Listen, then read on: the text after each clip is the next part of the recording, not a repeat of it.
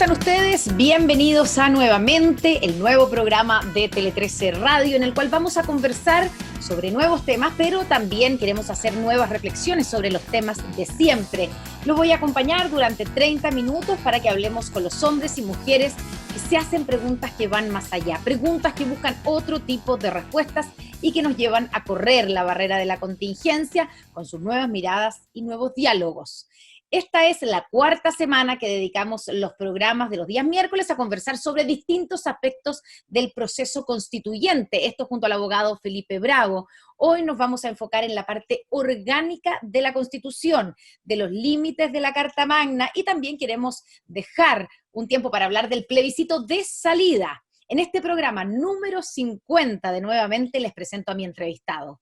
Nombre: Felipe Bravo Allende. Profesión: Abogado, máster en Derecho Constitucional de la Universidad de Valencia, fue asesor en materia constitucional del Ministerio de Justicia y es profesor de Derecho de la Universidad Católica. Felipe, bienvenido a Nuevamente, ¿cómo estás? Hola, Cori, muy bien. ¿Cómo estás tú? Bien, pues estamos en nuestro programa número 50, así es que es una de edición aniversario. Ya estamos de aniversario, ya amerita una celebración y estamos en nuestro cuarto programa de los miércoles dedicados, cuarto miércoles dedicado, ¿cierto?, al proceso constituyente. Bueno, las partes, vamos a hablar, ¿cierto?, de las partes de la Constitución, primero para entender, porque la Constitución tiene, se pueden distinguir, digamos, al menos dos partes, ¿cierto?, una dogmática y otra orgánica. ¿Por qué no nos explica primero cuál es la diferencia? Sí, cuando uno estudia la Constitución es posible hacer esta distinción gruesa entre los capítulos que tiene la Constitución, porque las constituciones tienen un origen de entregar o asegurar derechos a las personas, que es la parte que tú mencionas también, la parte de los derechos, y tiene una parte menos, por decirlo así, atractiva cuando uno lo estudia, que es la parte orgánica, que es la parte procedimental, los órganos del Estado. Presidente de la República, el Congreso, la Contraloría, el Tribunal Constitucional, las Fuerzas Armadas también, el Servicio Electoral y muchos otros órganos que conforman en parte lo que es el Estado y otros órganos que son autónomos. Toda Constitución tiene estas dos partes, una parte, como tú mencionas, orgánica y una parte dogmática. Toda Constitución, o sea, esto no es que sea la Constitución, la tradición de Chile, sino que toda Constitución tiene que tener estas dos partes. Estoy pensando en la famosa hoja en blanco, ¿cierto?, de la que ya hablamos en otro capítulo anterior, pero que a uno le da la sensación a veces de que efectivamente es una hoja en blanco. Esto es un pie forzado, si es que efectivamente toda Constitución tiene que tener estas dos partes. No es que tenga que tenerlas, pero la vocación de la Constitución, para lo que las constituciones son redactadas, es para, en primer lugar, limitar el poder del Estado, aunque suene poco a poco atractivo decirlo. El Estado, desde su origen, pensemos en la Carta Magna en el siglo XIII, se crea para limitar este poder absoluto que tenía el rey. Y si continuamos hacia adelante, esa tradición de entregarle a los órganos del Estado ciertas atribuciones o facultades taxativas, es decir, solo pueden hacer lo que está en la Constitución o lo que está en las leyes, es una forma de limitar este poder. Y por ende, es parte de la esencia de una Constitución regular las atribuciones que tienen estos órganos. Claro, no solamente garantizar derechos, ¿cierto?, que es la parte de la que más hablamos generalmente. Exactamente. Si lo piensas, por ejemplo, en la Constitución estadounidense, originalmente se piensa justamente una parte esencialmente orgánica. Y luego se agrega este conjunto de los derechos, el Bill of Rights, pero es posterior. Es decir, los derechos se asocian posteriormente como una necesidad, pero el primer origen del punto de vista constitucional de un texto como el estadounidense y en general en el mundo es el límite al poder del Estado. Hablemos entonces de esta parte orgánica de la Constitución. Tú decías que establece, ¿cierto?, los órganos del Estado. Primero, el sistema político, ¿no? El sistema político lo establece en la Constitución desde el punto de vista de la separación de funciones o de poderes entre órganos del Estado. Si uno hiciera un barrido muy rápido a la Constitución parte estableciendo ciertos principios o las llamadas bases de la institucionalidad en nuestro país, como que la familia es el núcleo fundamental de la sociedad, las personas nacen libres e iguales, y luego regula la nacionalidad y la ciudadanía, y luego se mete en la parte de los derechos, capítulo tercero, y luego entra en la parte que tú me preguntas, capítulo cuarto en adelante, presidente de la República, luego Congreso Nacional, y así. Y por ende, entonces, el sistema político que es lo que tú me preguntas, se deriva entonces de la regulación del sistema electoral que tenemos en la Constitución. Es un sistema electoral que asegura una participación igualitaria de las personas, una persona equivale a un voto, es transparente, es secreto, es voluntario, y en segundo lugar, a través de los mecanismos por los cuales la soberanía se ejerce, como elegimos presidente de la República, Cámara de Diputados y Senado. Esa es la forma en que se regula del sistema político en la Constitución. Ya, y está definido hoy día como un sistema político republicano, democrático y representativo con un gobierno de carácter presidencial, ¿cierto? Sí, la Constitución tiene un artículo dentro de los principios constitucionales, el artículo 4, el artículo más corto de la Constitución, que dice que Chile es una república democrática. Y de ahí derivamos todo lo que tú mencionas. Ya. Ahora, la concreción de este espíritu de república democrática está, como te mencionaba, en el sistema electoral y también en el sistema de representación de la elección de diputados, senadores y presidentes de la República. ¿Esta definición del sistema político podría cambiar con una nueva constitución?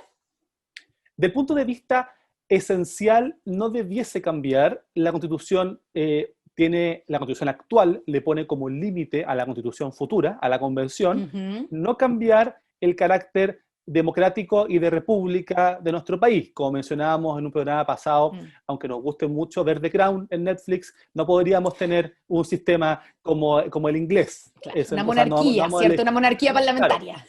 Aunque sea tan bonito, en el fondo no podemos hacerlo. Pero sí podemos cambiar matices. Por ejemplo, el sistema presidencial que tenemos actualmente sí podría ser cambiado por un sistema basado en la división de la jefatura de Estado y de gobierno, como vemos en Europa, con un primer ministro y un presidente, por ejemplo. Claro, que uno está a cargo de, uno sea el jefe de Estado y otro el jefe de gobierno, o un semiparlamentarismo también, ¿o no?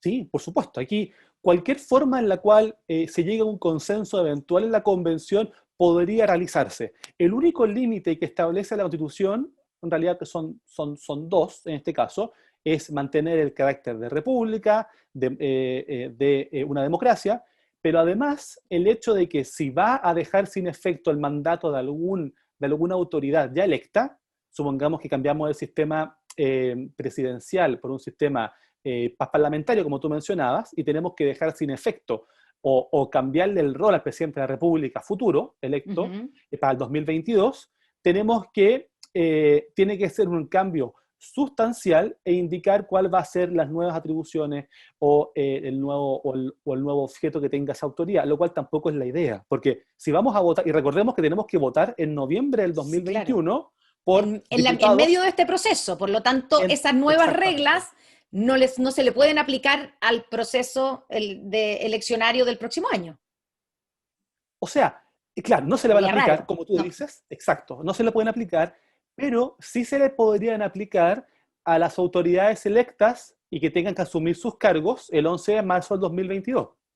Entonces, nosotros votamos por un candidato a diputado, o por una senadora, o por un presidente o presidenta de la República, y luego nos dicen, en marzo de 2022 ellos asumen, la Constitución, supongamos que se aprueba, finalmente el 2022 en septiembre, y le dicen, ¿sabe qué? Yo lo elegí a usted para estas atribuciones, pero se las vamos a cambiar. Sería un poco extraño, aunque podría pasar. Claro. Estamos conversando con Felipe Bravo, abogado, profesor de Derecho de la Universidad Católica, en un capítulo más sobre el proceso constituyente. Estamos hablando de la parte orgánica de la Constitución. Primero, entonces, sistema político. Tú decías también, ahí se establece la separación de poderes del Estado, ¿cierto? Dice, el Estado está dividido en tres poderes independientes, ejecutivo, legislativo y judicial. Eso también probablemente en una nueva Constitución se quede igual. Sí, probablemente no haya no haya mucha polémica en que entendamos que el sistema legislativo debe estar separado del Poder Ejecutivo o que tenga distintas atribuciones y, por supuesto, que no puedan ejercer atribuciones judiciales. De hecho, la prohibición que el Ejecutivo se inmiscuya en asuntos judiciales viene de la Constitución de Cádiz en España y desde las primeras cartas constitucionales en Chile. Entonces sería muy difícil que vayamos en contra de eso. Una cosa distinta es que cambiemos el sistema a como está, por ejemplo, en España, en donde el primer ministro, o sea, donde el presidente se elige dentro de los representantes ya electos para el Congreso, claro, para una corte. Entonces, ahí tenemos una función que puede ser dual. Y eso podría cambiar, por supuesto, en una nueva constitución. Ya, no, te estoy pensando en toda la discusión que ha habido, además de eso que tú dices, que es la del sistema, qué sistema queremos, si hay que cambiar el hiperpresidencialismo que tenemos en Chile, pero también el cómo se relacionan los diferentes poderes. Hemos visto roces, bueno, siempre los han habido, pero en estos momentos, no sé, entre el Poder Legislativo y el Ministerio Público, entre el Ejecutivo también y el Poder Judicial. ¿Eso podría tender a que cambie esta forma en que se relacionan los tres poderes? Yo creo que sí. Y incluso, como tú dices, ampliando el concepto de poderes del Estado no solamente al Ejecutivo, Legislativo y Judicial, sino que ampliándolo, por ejemplo, a la Contraloría General de la República o al Tribunal Constitucional. Nuestro diseño de competencias que tenemos actualmente, es decir, a qué se dedica cada órgano, está más o menos, entre comillas, mezclado o superpuesto en algunos puntos, y se han generado estos roces. ¿Quién conoce en última instancia algún tipo de reclamación en contra de la administración? En la Contraloría, la Corte Suprema, alguna vez ha llegado hasta el Tribunal Constitucional, e incluso ha tenido que mediar, en fondo, que solucionar una contienda de competencia entre estos distintos órganos.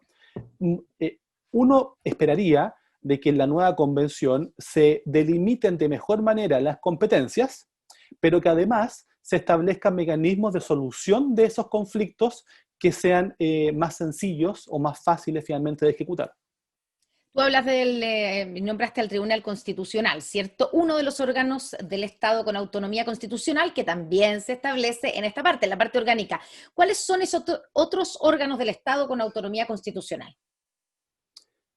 A ver, en general la autonomía constitucional está establecida para evitar la inmiscusión de otros órganos en las atribuciones que tiene un órgano específico. Y por eso la Constitución se la ha dado a ciertas instituciones u órganos que quiere que se comporten independientes del poder político.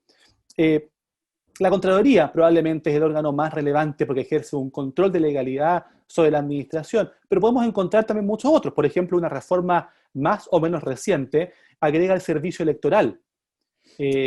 Y no solamente, como estaba en la Constitución, los tribunales calificadores de elecciones. De hecho, el servicio electoral que ha sido de tanta importancia y que ha permitido jugar un rol, entre comillas, moderador o de árbitro de las discusiones que hemos tenido respecto a las decisiones que debemos tomar para el voto durante un estado de excepción y un estado durante el coronavirus. O sea, Claro, tuvo que tomar algún tipo de decisión, y más aún le reforzamos esas atribuciones por la vía de una reforma constitucional muy reciente, de hace pocas semanas atrás, en la cual se le entregan más atribuciones para tomar este tipo de decisiones. Podemos encontrar órganos que son de esa autonomía, de esa importancia, y otros órganos que podríamos considerar menores en el día a día, pero que ejercen roles relevantes. Por ejemplo, el Consejo Nacional de Televisión. También se le entrega, está en la Constitución, y se le entrega un grado de autonomía también para tomar algún tipo de decisiones, que es lo que hemos visto, por ejemplo, con la franja electoral. También está otro órgano, ¿cierto?, del que se discute mucho, es el que también tiene esta autonomía, es el Banco Central. Y hay quienes piensan, digamos, o temen, ciertos sectores que temen que en una próxima constitución esa autonomía ya no exista. Sí, el Banco Central tiene una autonomía constitucional entregada en dos artículos que son muy cortitos, el 108 y el 109, y lo que buscan es entregar un rol estrictamente técnico, autónomo, a la política monetaria. Muchos han discutido que la política monetaria tiene un rol de, entre comillas, política, y por ende debiese estar en manos de políticos. Y le entregan a la política monetaria, dicho de manera muy sencilla, la oferta del dinero que hay en la economía, a políticos que tengan una toma de decisión política, es decir, que tomen algún tipo de decisión de corto plazo. Por ejemplo, la influencia de la cantidad de dinero en el empleo, por ejemplo, en el tipo de cambio. Me parece que una de las cosas en la cual hay más consenso es que el Banco Central debe existir. Una de las cosas en que hay un disenso más o menos importante es si debe ser una autonomía a nivel, o sea, que debe existir a nivel constitucional o a nivel legal. Y el argumento es justamente ese. Cuando lo dejamos a nivel constitucional, estamos cerrando la posibilidad de que eventualmente un nuevo Congreso o un nuevo presidente de la República decida variar esa autonomía para dejarla en la ley. Claro, y utilizar, ese es el riesgo, utilizar, digamos, el Banco Central y la política monetaria, por ejemplo, para buscar beneficios políticos. Claro, beneficios de corto plazo. Por Sí. ejemplo, lo que siempre se ha discutido es la posibilidad eh, eh, de financiar el gasto público. Ujú. Se hizo una reforma que no apunta a eso, que es la posibilidad de que el Banco Central compre bonos en el mercado secundario que Sí. emite el Estado. Pero el principal temor y la autonomía se refuerza con un rol técnico para evitar justamente que sea el Banco Central, como ocurrió en la década del 70, que financie el gasto público que realiza el Estado y de esa Ujú. forma generar inflación y otros efectos nocivos para la economía.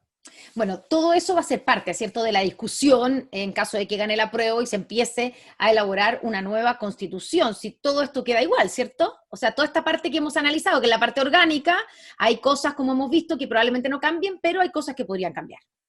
Hay cosas que podrían cambiar y se engarza muy bien con lo que hemos conversado respecto a este concepto de hoja en blanco. Ujú. Siempre los procesos constituyentes en Chile no han iniciado, entre comillas, con una hoja en blanco, pero en la práctica, las personas que la estaban redactando tenían arriba de la mesa la constitución pasada. Claro. Entonces comenzaban discutiendo diciendo, sí, podemos hacer todo de nuevo, pero bueno, para que vamos a inventar la rueda de nuevo, en el fondo, tengamos acá este papelito y veamos cómo estaba regulado antes y mantengamos algunas cosas o cambiemos otras. Claro, pero aquí también, si gana el apruebo, ¿cierto? Es evidente que hay un rechazo también a la actual constitución. Por algo se ganaría la opción de que se necesita una nueva constitución. Da la impresión que esa antigua constitución, digamos, hay que dejarla realmente escondida y ni mirarla. Tal vez Yo habría que creo, mirarla del 25 antes. yo creo, Bar, eso es un argumento interesante que han desarrollado algunos autores, Hugo Herrera, por ejemplo, entre otros, Sí. que consideran que la Constitución de 1925 puede ser un buen punto de inicio. Yo me quedo con lo que ha estudiado, por ejemplo, Enrique Brand, y lo conversamos creo hace unos programas atrás, Ujú. en que a mí no me parece que la Carta del 25 sea el mejor ejemplo democrático, cuando en realidad, en primer lugar, evidentemente no votó ninguna mujer por esa constitución, tampoco, Ujú. ¿cierto? El sistema electoral era mucho más cerrado. Veníamos saliendo de un golpe de Estado el año 24. El presidente estaba en Roma, hubo que irlo a buscar. Un general, Carlos Ibáñez, tuvo que irlo a buscar, lo trajo para acá, hizo una constitución muy rápidamente, que no rigió realmente hasta el año 30. Claro. Entonces, la verdad es que no me parece que sea el mejor ejemplo de carácter democrático en una constitución. Si Ujú. uno quisiera remontarse a una constitución democrática sin ese problema de legitimidad en ¿Mm? Chile, no va a encontrar ninguna. No, No hay ese es el ninguna. problema. No hay ninguna. Y si uno busca en el mundo, va a encontrar muy pocas. Ujú. Pero convengamos que la constitución paradigmática que represente la libertad de las personas, que es la estadounidense, tampoco en el fondo se votó por todo el pueblo estadounidense. Y si uno quiere ser un poco más preciso, todavía puede encontrar en su texto, por ejemplo, menciones a que cuando se haga el censo, los negros valen menos que los blancos. Entonces, si uno dice, bueno, a ver, Si ese es ¿por el qué no, ejemplo a seguir. ¿por qué no ha habido una revolución en Estados Unidos por eso? Bueno, porque hubo una reforma que aunque no reformó ese texto, en una enmienda sí considera en el fondo la igualdad de las personas para el censo. Entonces, me parece a mí que yo creo que tienen razón. El voto de rechazo es un voto de rechazo, perdón, de apruebo, De apruebo. el apruebo es un voto de rechazo a la Constitución, Claro. pero no me parece que sea un rechazo al texto de la Constitución. Digamos, las personas rechazan el artículo 126 bis, que establece disposiciones especiales para Isla de Pascua y Rapa Nui. Yo no creo que estén rechazando eso. Están rechazando quizás la legitimidad de origen de la Constitución, cómo se ha ejecutado la Constitución y finalmente cuáles son los límites que le ha puesto al debate político. Pero muy probablemente nadie está rechazando expresamente una coma a la Claro. Constitución. Estamos conversando aquí en nuestro nuevo capítulo, ¿cierto? El cuarto capítulo del proceso constituyente y con Felipe Bravo, el abogado que nos ha acompañado además de la casa, que nos acompaña todos los miércoles, profesor de Derecho de la Universidad Católica. Hablemos, Felipe, del plebiscito de salida. ¿Cómo será Sí. ese plebiscito que es distinto, digamos, al del 25 de octubre y que buscará aprobar o rechazar esa nueva constitución? Acá es importante mencionar de que para que haya una nueva constitución, no tiene que ganar solamente el apruebo el 25 de octubre. Tiene que ganar, como tú mencionas, otro plebiscito posterior que probablemente ocurra en agosto del 2022. Es decir, si uno quisiera verlo por el lado de los que están a favor del rechazo, tienen doble opción de ganar. O sea, pueden ganar el 25 de octubre o pueden ganar en agosto del 2022. O dicho de otra manera, si pierden el 25 de octubre, no tienen todo perdido, tienen una especie de revancha el 2022. Exactamente, con un partido de ida y un partido de vuelta, si uno quisiera decirlo así. Y esto es interesante porque durante la convención se van a discutir todo lo que hemos mencionado, ¿cierto? Principios, valores, partes orgánicas, nuevos derechos. Pero no hay ningún control que se pueda hacer respecto a lo que la convención decida en su contenido. Es decir, por poner un ejemplo muy absurdo, si es que estableciera la constitución nueva, que supongamos que las personas, por ejemplo, de color, no son personas, no pueden votar, por poner un absurdo. Eso iría en contra, por supuesto, del carácter democrático de la Constitución, iría en contra de tratados internacionales ratificados por Chile, iría en contra de esos límites. Pero no es posible reclamar en contra de esa infracción. ¿Por qué? Porque se considera que la Convención es soberana para decidirlo. Ya. Y porque se consideró que el control esencial de la Constitución final es el plebiscito de salida. Por eso es que es tan importante ese plebiscito. Justamente es la posibilidad, no como dijimos a modo de broma, como de doble oportunidad de ganar para el rechazo, sino que es la forma de control máximo soberano de las personas respecto al contenido de la nueva Constitución. Bueno, de hecho, en general en los procesos, ¿cierto?, de constituyentes siempre existe este plebiscito para hacerlo democrático y para legitimar esa constitución nueva, este plebiscito de salida. Tal vez lo más nuevo que se agregó aquí es el plebiscito de entrada. Vamos a tener 2 plebiscitos, y con una diferencia que el del 25 de octubre no es obligatorio, pero el de salida sí. Exactamente. Una de las reglas que se buscó modificar de la actual Constitución es que toda elección actualmente en nuestro país es voluntaria. Sin embargo, se estableció como sufragio obligatorio el plebiscito de salida. Muy probablemente eso, si uno sigue la historia constitucional de Chile y participación en plebiscitos, no va a cambiar mucho quizá la participación. Nosotros recordamos hace programas atrás que los plebiscitos que ha habido recientes en la historia de Chile, estamos pensando en 1980, 88, 89, son participaciones mayoritarias y las más grandes que ha habido en la historia de Chile. Cercano al 95% de personas que podían votar concurrieron a las urnas. Entonces, ¿por qué se establece un voto obligatorio de salida? Sí. Para entregar la señal, en fondo. Es obligatorio y por ende acá requerimos un consenso reforzado. Nadie va a poder después decir de que esta Constitución no fue votada por todas las personas. Claro. Bueno, ¿y cómo se fija? Porque también todo esto de los tiempos es más o menos flexible. ¿Cómo se fija? Porque es el presidente el que tiene que llamar a este nuevo plebiscito, la fecha de ese nuevo plebiscito. ¿Por qué tú llegas a esa conclusión? Lo hablamos en algún minuto, ¿cierto? De que lo más probable es que sea agosto del 2022. Sí, es porque tenemos pocas fechas que son ciertas. La última fecha cierta que tenemos es la del 11 de abril del 2021, que es la fecha en la cual, en caso que gane el apruebo, se van a elegir los miembros de la convención. Una vez que esa elección termine, hay una serie de plazos, tipo 30 días después del día en el cual se califica la elección, se tiene que llamar a la conformación de la convención.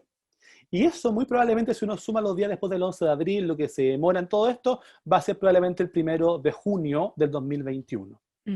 Entonces, si uno suma y asume que esa va a ser la fecha, y cuenta 9 meses más, prorrogables por 3 meses más, o sea, 12 meses, llegaríamos al 1 de junio del 2022, como fecha máxima en la cual debería operar la convención. Es una fecha máxima. Luego de eso, la convención se deshace. Claro. No va a existir más convención. Le tiene que entregar un texto al presidente de la República. Tiene sí o sí que entregar un texto al presidente de la República. Y ahí es cuando el presidente, con eso en la mano, convoca el plebiscito. Exactamente. Y entonces en esa fecha de junio hay una serie de casos también que se debe convocar un plebiscito, y luego de eso, este plebiscito es un plebiscito que solamente va a decir la ratificación de la Constitución, aprueba o no la nueva Constitución, aprueba o rechazo nuevamente, y luego de eso viene el plazo para la promulgación, publicación, y la Constitución regula una especie de ceremonia como de juramento de la nueva Constitución. Ya, eso es si se aprueba la nueva constitución. ¿Qué pasa si en Por ese supuesto. plebiscito gana el rechazo? Si gana el rechazo, todo lo que hemos hablado durante estos programas y lo que hemos hablado durante meses, probablemente desde acá hasta junio del 2022, va a quedar para la historia y no va a tener ningún tipo de validez jurídica. Es decir, la Constitución del 80, la actual, va a continuar vigente. Ahora, se han escuchado en el último tiempo distintas teorías respecto a qué pasaría en caso que gane el rechazo. Ujú. La Constitución es clara. Si es que el rechazo gana, continúa vigente la Constitución actual. Ya. Sin embargo, algunos, como el profesor Fernando Atria, por ejemplo, han argumentado de que ese rechazo en realidad no es un rechazo a la nueva Constitución, es un rechazo al texto de la Constitución que se aprobó. El argumento es el siguiente. Tuvimos dos plebiscitos, uno de Ujú. entrada y uno de salida. Para este argumento, el plebiscito de salida, que gane el rechazo, no va a dejar sin efecto el de entrada. O sea, la gente quiere una nueva Constitución, pero no quiere la que se redactó. Ese argumento, por supuesto muy inteligente, va en contra de lo que la Constitución misma dice, que dice que si la Constitución, o sea, si es que gana el rechazo, se mantiene vigente la Constitución de 1980. Sin embargo, tiene un punto. El punto puede ser que las personas rechacen o rechacemos la Constitución, la Constitución propuesta en el plebiscito de salida, no porque no queramos una nueva Constitución, sino porque no nos gustó el resultado, porque, por ejemplo, hay normas que son tan absurdas como la que te mencioné. Entonces, muy probablemente vamos a vivir nuevamente un proceso de reflexión constitucional en el cual vamos a tener que decidir, bueno, ¿qué hacemos con esto? ¿Reformamos la Constitución? ¿Hacemos otra convención Otro en proceso 2022? completo. Uf, ya. Bueno, pero falta todavía mucha agua que pase debajo de ese puente. Y nuevamente queremos que ustedes sean parte de esta conversación de cara al plebiscito. Por eso los invitamos a que nos dejen sus preguntas en nuestras redes sociales para Felipe, para que él las responda. Nos pueden escribir a nuestro Twitter, donde somos @tele13_radio, y en Facebook en Tele13 Radio. Preguntas cortas, respuestas cortas, para que alcancemos a hacerlas todas porque hay varias. Felipe, Muy bien. ¿cuáles son los límites a la convención o a la nueva constitución? Los límites son muy precisos si nos regimos por el texto de la Constitución. Lo mencionamos, el carácter de república, el carácter de democracia, las sentencias judiciales que se hayan dictado y los tratados que haya ratificado Chile. Son los 4 límites esenciales. Otro límite, por supuesto, va a ser eventualmente el plebiscito, por supuesto, en el fondo que tenga que aceptar el texto. Esos son los límites materiales y formales que tiene la Constitución.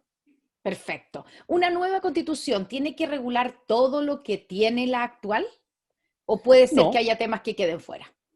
no, y hay muchos candidatos que van a quedar fuera probablemente. Por ejemplo, el Consejo de Seguridad Nacional, que es este órgano conformado por, El eh, COSENA. exactamente, por los comandantes en jefe de las Fuerzas Armadas, el Contralor ¿Eso General de es la algo sí que República. es heredado como de la dictadura, o no? ¿O Eso existía sí, anteriormente? no, tiene su origen en la Constitución de 1980. Existió previamente, pero a través de una norma legal. Entonces, ese es un gran candidato a que salga la Constitución y se mantenga en una ley, porque es razonable la coordinación, pero quizás Ujú. no que esté a nivel constitucional. ¿Qué efecto se producirá en las leyes actualmente vigentes o en las instituciones actuales durante la discusión de una nueva constitución? Si es que una ley que esté vigente se contrapone directamente con la Constitución Ujú. nueva, debiese entonces no ser aplicada por ser inconstitucional. Ahora, las constituciones habitualmente ponen normas transitorias, diciendo, mientras no se dicte una nueva ley, las leyes vigentes continuarán en vigor, por ejemplo. Pero la Ujú. respuesta rápida es, debiesen entonces quedar sin efecto por ser inconstitucionales. Ya, y también existe la limitación de que la convención, por ejemplo, no puede intervenir en asuntos de otros poderes, ¿cierto? Estoy pensando, no sé, en el mismo Congreso, si es que ganara la convención constituyente mixta y por lo tanto estaría formada por parlamentarios, igual no pueden intervenir, no sé, en otras leyes que se estén discutiendo en el Congreso, ¿cierto? Es No, no pueden, solamente para la Constitución. exactamente, no pueden tomar funciones de otros órganos, Ujú. como por ejemplo pasó en la Asamblea Constitucional en Venezuela, Exacto. que partió finalmente legislando. Eso está prohibido en la actual Constitución. Llegó el momento de nuestro recomendado, Felipe, tú ya lo conoces, como todos los días, en nuestro entrevistado, ¿cierto? Nos deja una recomendación para quienes nos han escuchado durante esta última media hora. ¿Qué recomendación nos dejas esta vez? Hoy quiero recomendar un paper corto, pero muy interesante, de Adam Chilton y Mila Versick de la Universidad de Chicago, que se llama ¿Cómo importan los derechos constitucionales?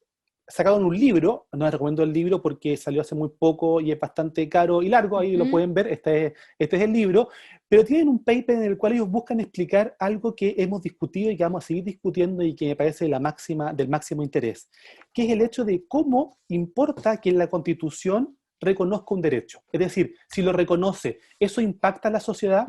Si no lo reconoce, ¿ese derecho se ejerce menos? Porque, por ejemplo, diga de que hay una prohibición de la tortura, ¿se tortura menos en ese país? De hecho, la vivienda, ¿hay más vivienda en ese país? Es un ejercicio muy interesante comparado con constituciones del mundo y que me parece muy útil para la reflexión actual. Así que se llama How Constitutional Rights Matter, o Cómo importan los derechos constitucionales, de Adam Chilton y Mila Verstick. Perfecto, buenísima recomendación, Felipe Bravo. Muchas gracias, como siempre, por acompañarnos en este día miércoles nuevamente. Muchas gracias a todos ustedes que nos han seguido por Instagram TV y, por supuesto, por la 103.3. Nos vemos mañana en otro capítulo de Nuevamente y el próximo miércoles con Felipe. Chao, Connie, nos vemos. Chao, gracias.